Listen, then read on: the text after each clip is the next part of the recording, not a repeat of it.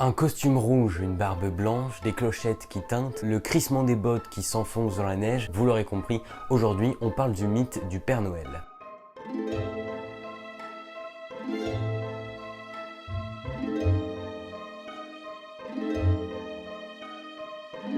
Qu'il soit appelé Father Christmas ou Santa Claus en anglais ou bien encore Père Noël en français, sa fonction principale est de distribuer des cadeaux aux enfants dans les maisons pendant la nuit de Noël, qui a lieu donc chaque année du 24 au 25 décembre. Même si le mythe peut varier fortement d'une région à l'autre, notamment à cause du climat du 25 décembre, qui peut aller du début de l'hiver dans l'hémisphère nord au début de l'été dans l'hémisphère sud, on l'imagine généralement comme un gros homme avec une longue barbe blanche, habillé de vêtements chauds de couleur rouge avec un liseré de fourrure blanche. Des lutins l'aide à préparer les cadeaux. Il effectue la distribution à bord d'un traîneau volant tiré par des rennes. Il entre dans les maisons par la cheminée et dépose les cadeaux autour du sapin de Noël, ou devant la cheminée. En Amérique du Nord et au Royaume-Uni, c'est dans les chaussettes prévues à cet effet, accrochées à la cheminée. En Islande, il dépose un petit cadeau dans une chaussure que les enfants laissent sur le bord d'une fenêtre dès le début du mois de décembre. Et pour finir, au Québec, les cadeaux au pied du sapin sont de mise, en plus des bas de Noël, des poches de tissu disposées sur la cheminée dans laquelle on met les petites surprises.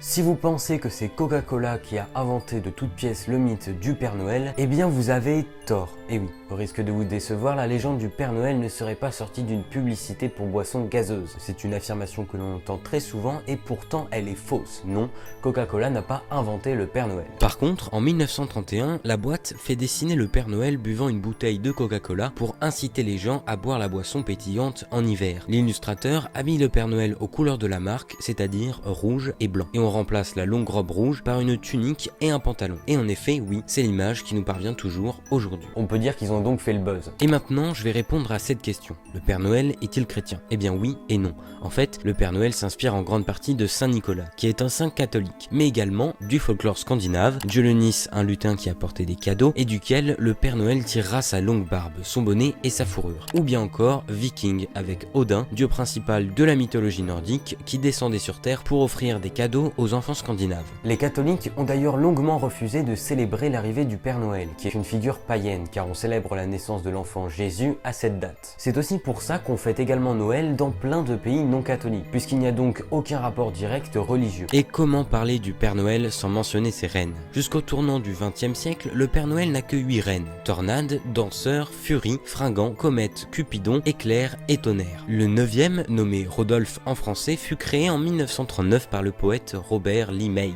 dans un conte où le Père Noël doit affronter des conditions météorologiques si mauvaises qu'il risque d'être en retard dans sa livraison de cadeaux. Dans cette histoire, il réussit à les distribuer grâce au nez lumineux de Rodolphe qui l'orientait dans la tempête. Et maintenant, répondons à une question que tu te poses peut-être. Où habite le Père Noël? Le lieu d'habitation supposé du Père Noël est très controversé. Selon les Norvégiens, il habite à Drobak, à 50 km au sud d'Oslo. Pour les Suédois, c'est à Getsunda, au nord-ouest de Stockholm. Et pour les Danois, au Groenland. Les Américains considèrent encore aujourd'hui qu'il habite au pôle Nord. Mais en 1927, les Finlandais ont décrété que le Père Noël ne pouvait pas y vivre, car il lui fallait nourrir ses rennes. Ils fixèrent donc sa résidence en Laponie, au Korvatunri, puis cette région étant un peu isolée, ils l'ont fait déménager près de la ville de Rovaniemi, au village du Père Noël. Ah oui, c'est un sujet multinational d'une importance capitale. Dans la culture populaire, des centaines d'œuvres lui sont évidemment consacrées. On peut citer la célèbre chanson Petit Papa Noël, ou bien encore la pièce satirique Le Père Noël est une ordure, de la troupe du Splendide, qu'il adaptera sous le même titre au cinéma par Jean-Marie Poiret en 1982. On arrive à la fin de cette vidéo, alors n'hésite pas à t'abonner si tu aimes mon contenu pour ne louper aucune de mes prochaines vidéos. On a récemment atteint les 1300 abonnés, alors merci beaucoup et surtout n'oublie pas, la meilleure façon de me soutenir, c'est de rester jusqu'à la fin de la vidéo. Alors merci. Et nous, on se retrouve donc la semaine prochaine pour une prochaine vidéo, alors à très vite.